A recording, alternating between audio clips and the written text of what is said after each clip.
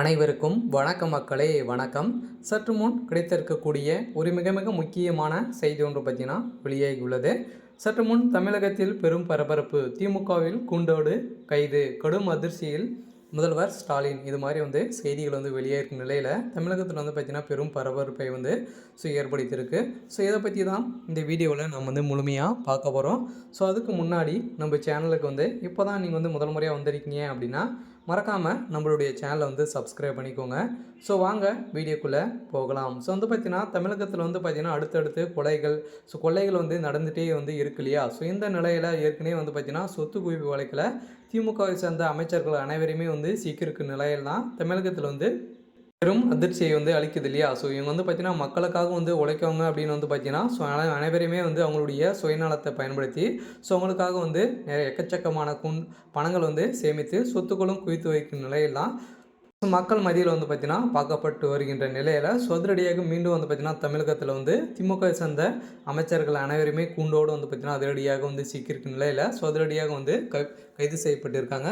இந்த நிலையில் பார்த்தீங்கன்னா இது வரிசையில் பொன்முடி வழக்கில் பார்த்தீங்கன்னா அதிரடியாக செம்மன் குவாரி வழக்கில் அதிரடியாக சிக்கியிருந்தார் இல்லையா அவருடைய மகனும்.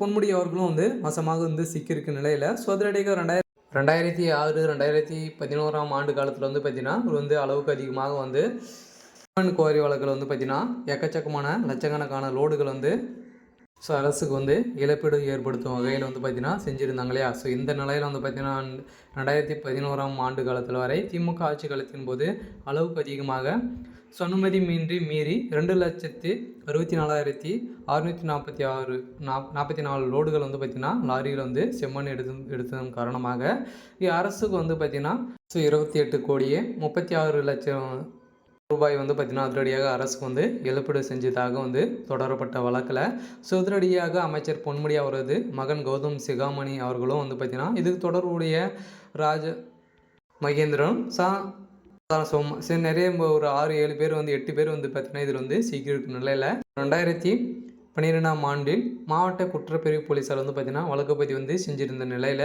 இவ்வழக்கை விசாரிக்க விழுப்புரம் மாவட்ட முதன்மை அமர்வு நீதிமன்றத்தில் நடைபெற்று வருகிறது. இந்த வழக்கை குற்றம் சாட்டப்பட்ட லோகநாதன் ஏற்கனவே உடல்நலக்குறைவால் இறந்துவிட்டு இருந்த நிலையில் இவ்வழக்கில் 67 பேர் கொண்ட சாட்சிகள் பார்த்தீங்கன்னா அதிரடியாக சேர்க்கப்பட்டு இருக்கும் நிலையில் அதிரடியாக 45 பேர் சாட்சிகள் அளித்துள்ள நிலையில் 28 பேர் அரசு தரப்புக்கு சாதகமாக இருந்து வருகின்ற நிலையில் தான் பார்த்தீங்கன்னா அவருடைய சொத்து குவிப்பு வழக்கில் பொன்முடியுடைய சொத்து குவிப்பு வழக்கில் பார்த்தீங்கன்னா அதிரடியாக முன்னாள் கலெக்டர் பார்த்தீங்கன்னா அதிரடியாக சாட்சியாக அந்த நிலையில் பெரும் அதிர்ச்சியை ஏற்படுத்தியிருக்கு. இந்த நிலையில் பார்த்தீங்கன்னா எக்கச்சக்கமான பார்த்தீங்கன்னா ஏற்கனவே அமைச்சர்கள் சிக்கியிருக்காங்க இல்லையா. இதில் நேரு அவர்களும் சிக்கியிருக்கும் நிலையில் அடுத்தடுத்து அமைச்சர்கள் பார்த்தீங்கன்னா திமுக சேர்ந்த அமைச்சர்கள் அனைவருமே இதில் சிக்கியிருக்காங்க. இந்த நிலையில் கூண்டோடு அதிரடியாக திமுகவுடைய அமைச்சர்கள் கைது செய்யப்பட்டிருக்கும் நிலையில் தமிழகத்தில் பெரும் பரபரப்பை ஏற்படுத்தியிருக்கு. இருந்தாலும் என்ன நடக்க போகுது அப்படின்றத நம்ம வெயிட் பண்ணி பார்க்கலாம். இது மாதிரி அரசியல் சார்ந்த நிகழ்வுகளை தெரிஞ்சுக்கணும் அப்படின்னா மறக்காமல் நம்மளுடைய சேனலை சப்ஸ்கிரைப் பண்ணிக்கோங்க. தேங்க்யூ.